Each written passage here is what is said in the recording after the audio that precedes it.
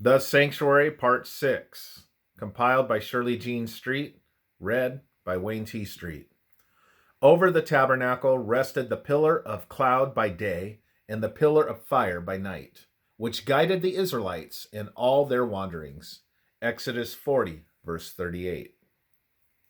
In the midst of the desert heat, there was a cool, refreshing shelter beneath the shade of the cloudy pillar for those who served in the tabernacle or worshiped in its court, while without was the scorching heat of the desert. Isaiah 32, verse 2.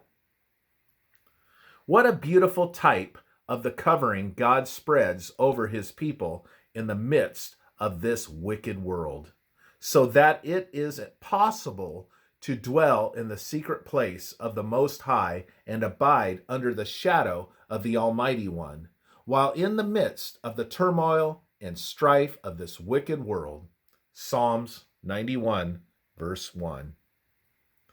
At night, when the intense heat abated and darkness covered the desert, then above the holy tabernacle hung the cloud, now a great pillar of fire, in the sight of all the house of Israel throughout all their journeys. Exodus 40, verse 38. God's immediate, visible presence lighted up the entire encampment so that all could walk safely through the darkness. What an expressive type was thus given of the Christian walk. There may be no visible light, but when the light of God's presence surrounds him, his pathway is light.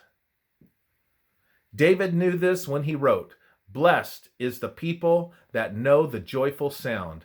They will walk, O Lord, in the light of your countenance." Psalm 89, verse 15.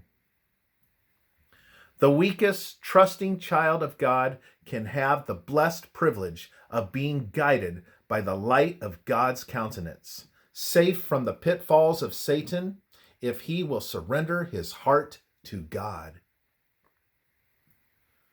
Within the golden walls of the tabernacle, priests of divine appointment performed a work representing in types and symbols the plan of redemption.